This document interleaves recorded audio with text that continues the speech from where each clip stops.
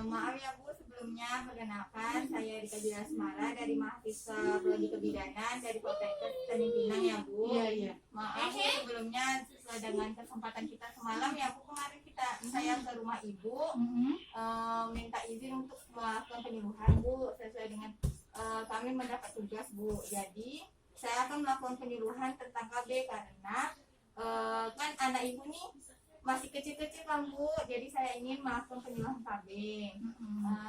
Ngomong-ngomong Ibu, KB-nya pakai apa Bu? KB pil. KB pil. Tiga. Oh, Ibu pakai KB pil ya Bu. Selama Ibu makan pakai KB pil itu, Ibu ada kendala atau masalah? Nggak ada. Oh, Dari anak pertama saya memang pakai KB pil. KB pil ya Bu. Iya. Kalau Ibu KB pil, Ibu sering lupa nggak Bu? Kalau KB pil biasanya kan kalau orang nih banyak yang lupa dalam berapa hari gitu. Iya, kadang-kadang sering lupa. Iya Bu, Iya. lupa. Itu berapa hari? Apanya berapa hari? Lupanya itu Bu. Enggak lah, kadang-kadang misalnya malam ini lupa, besoknya saya minum langsung 2 pilnya gitu. Gitu ya Bu. Tiga.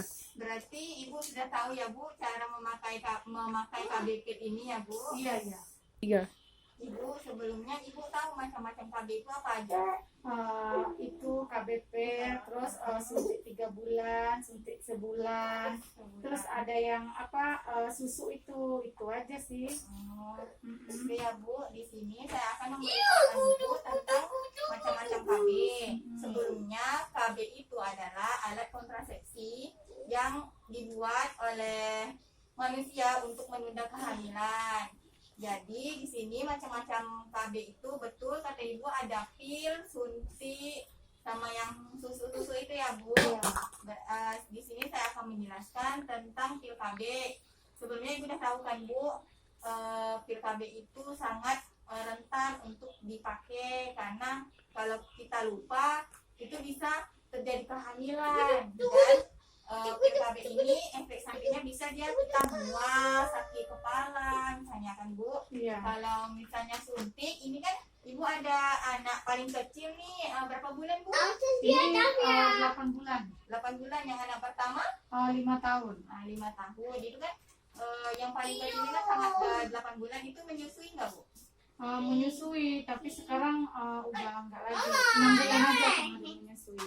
Kalau misalnya saran saya, kalau misalnya pakai pil suntik bagusnya itu 3 bulan, karena kalau misalnya Ibu pakai 1 bulan itu bisa tidak memperlancar ASI. Jadi saran saya pakai yang 3 bulan. Dan efek sampingnya itu ada yang haid dan tidak haid Bu. Kalau ini suntiknya itu kan biasanya di dalam efek samping itu ada haid, tapi ada sebagian orang yang tidak haid. Misalnya kawan Ibu ini pakai pil suntiknya sama nih 3 bulan, tapi dia bilang saya haid kok, sedangkan Ibu tidak haid. Itu tidak apa-apa Bu, karena itu tergantung hormon manusia, karena hormon manusia itu sangat berbeda. Jadi Ibu jangan khawatir. Dan yang Ibu bilang susu itu adalah implan. Implan itu ditusukkan 2 batang susu itu di bawah kulit Ibu. Kalau misalnya Ibu sudah melakukan pemasangan, itu Ibu tidak boleh bekerja berat, dan itu dilakukan pada macam Ibu selalu dominannya pakai tangan kanan, itu dipakai tangan kiri karena itu kan jarang dipakai kan Bu, kayak membantu dengan tangan yang kanan. Itu kalau misalnya Ibu memakai, Ibu tidak boleh bekerja berat dan harus kontrol juga. Kalau yang itu efek sampingnya. Dan ada juga IUD itu ditanamkan di rahim kita, dan itu juga bentuk T, dia ada tembaga, tapi tembaga itu bukan kayak tembaga besi ya Bu, itu nggak apa-apa. Itu untuk mencegah terjadinya pertemuan sel telur sama ovum. Dan satu lagi itu ada kondom. Ibu tahu kan Bu kondom? Iya. Itu macam-macamnya. Itu saja sih Bu penjelasan tentang macam-macam KB Bu. Kalau misalnya Ibu berminat dan Ibu masih berpikir takut untuk hamil lagi nih, masih kasihan anak yang paling kecil nih kan. Jadi ibu bisa ke tenaga kesehatan yang paling dekat, misalnya ke puskesmas ataupun bila ke bidan-bidan atau rumah sakit ya Bu. Iya. Dan di sini saya akan memberitahukan sedikit tentang corona, karena kan sekarang lagi wabah-wabah corona kan Bu. Ibu tahu tidak pencegahan dengan pencegahan kalau kita tidak terkena corona itu bagaimana Bu? Jangan saling berdekatan lah. Di sini saya akan menjelaskan ya Bu, pencegahannya itu di sini ada poster. Itu ibu selalu membersihkan tangan dengan air mengalir atau hand sanitizer Bu. Kalau misalnya ibu tidak melakukan itu, nanti ibu memegang anak ibu yang pertama ataupun anak yang paling kecil, kan kasihan Bu, karena ibu misalnya dari luar ke pasar itu ibu harus selalu mencuci tangan kalau misalnya ketika ibu mau masuk ataupun ketika ibu mau melakukan apa-apa Bu. Nah itu ibu harus menjaga jarak. Dan kalau misalnya nih orang jauh nih dia tidak memakai masker dan ibu memakai masker, itu misalnya kalau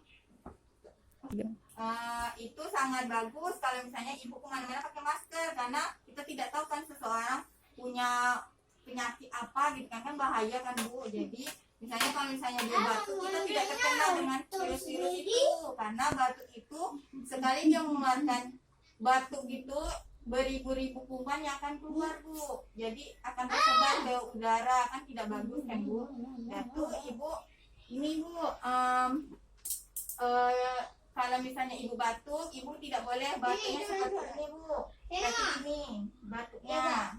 Dan kalau misalnya ibu tidak pakai masker di rumah gitu kan, ibu pakai tisu ataupun gini. Karena kalau misalnya kita batuk itu, nanti tangan ini kita tidak cuci kan, kita memegang anak ibu, kan kasihan dengan anak ibu karena terkena kuman yang dari ibu batuk tadi.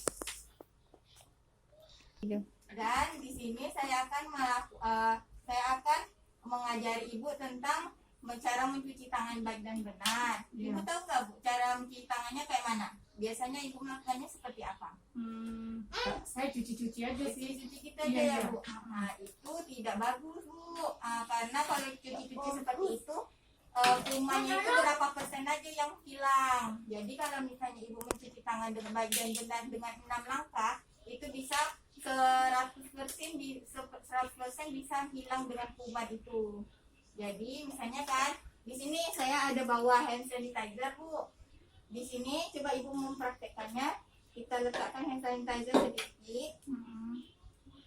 Baru kita putar seperti ini Bu. Ini baru ini di punggung-punggung kanan dan kiri. Setelah itu di sela-sela jari Bu. Baru kita mengunci seperti ini Bu. Ini Bu. Ini kayak berjabat tangan. Ayo Bu, ini di punggung, ini lagi. Baru ini dari sini ujung ke ujung begini. Baru kita putar dari ujung ke ujung. Baru sebelah tangannya lagi Bu, dari ujung ke ujung kita putar. Baru kita putar di tempat telapak tangan ini secara jarum jam kanan dan kiri. Baru ini akan bersih 100% Bu, insya Allah. Dan itu aja Bu yang saya akan berikan tentang bagaimana itu KB, macam-macam KB, corona ini ya Bu. Semoga kita terhindar dari corona ini ya Bu. Makasih ya Bu atas waktunya.